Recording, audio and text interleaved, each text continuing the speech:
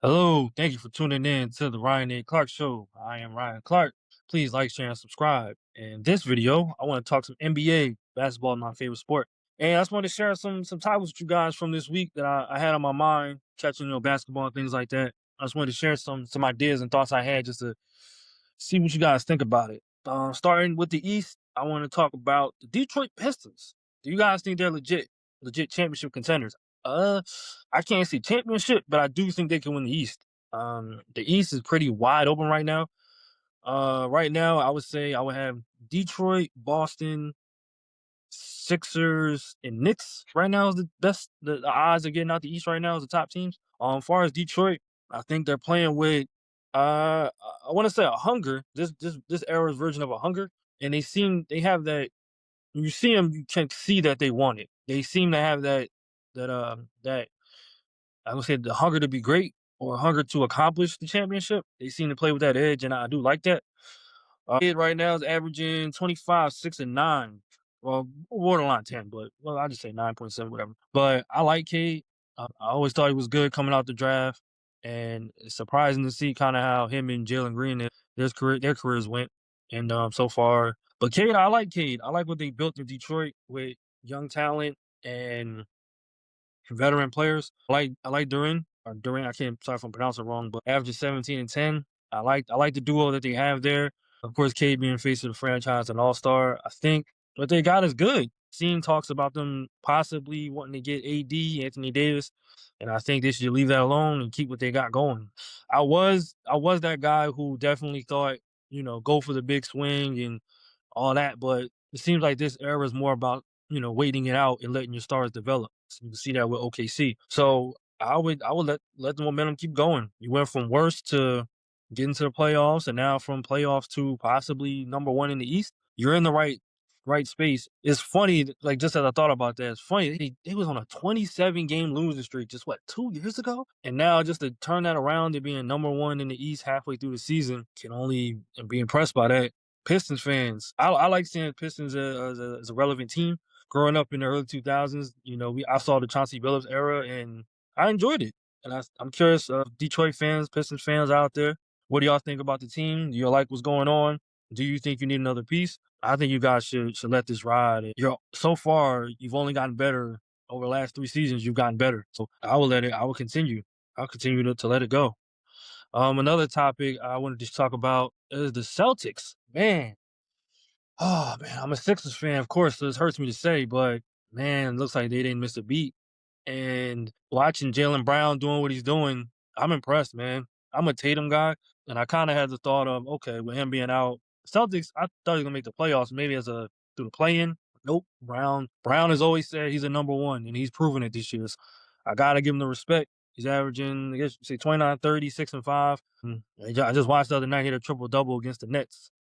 Man, he's playing like he wants to be number one. He wants to beat his team, and you can't disagree with it. I mean, like I said, he's off the championship a couple years ago. He was the Eastern Conference MVP and Finals MVP. So he's playing like it's his team.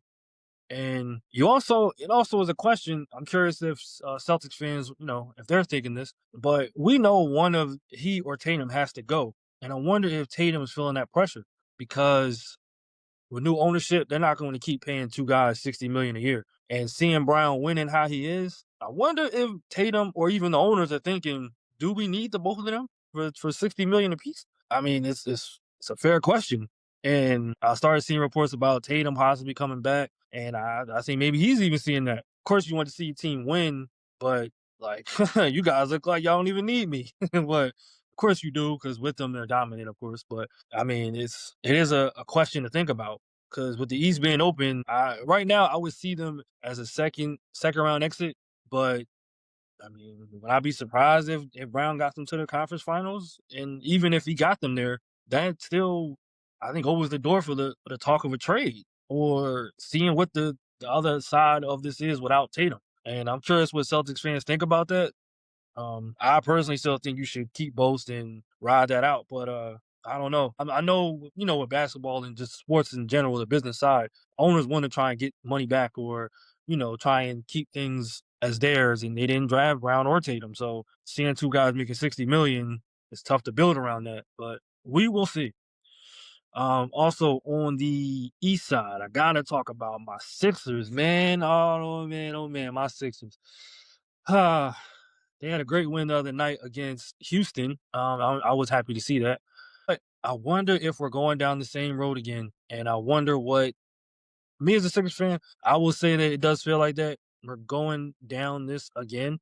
Pretty much as looks great on the regular season. Everything looks great on paper, but as soon as we get into the playoffs, or as soon as we see the Celtics, man, it just seems like they got a Sixers just got sorry, Celtics just got our number. And I don't know. Right around the playoff times, of course, the weird injury to with Embiid happens, and it kind of just leaves you with the sign of it's gonna happen again. Second round exit, right again.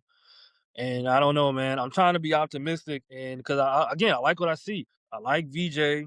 I like the Embiid and Maxi duo. They had some turbulence in the beginning, but it seems like they turned the corner with the pick and roll and Embiid not being so aggressive in the post as he usually is. Him now being more of a shooter.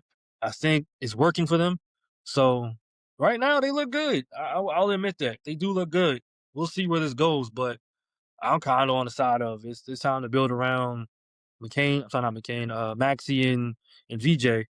I did like McCain, but right now it's like he's struggling to come back from his injuries, and we'll see how that goes. But I mean, like I said, the roster. I think the roster is good. It's that big question on Joel Embiid, and we will see where this goes. But right now, I like the Sixers. I do. They're playing good. I'm enjoying it. And let's see how Knicks, man. we will.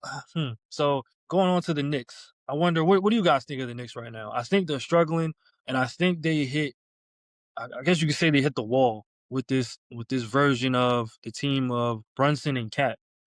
I'm seeing, of course, the rumbles are starting between Giannis and the Knicks, and I honestly, I pull the trigger. I'll pull the trigger. You got a window right now that you can get through, and the East is absolutely open.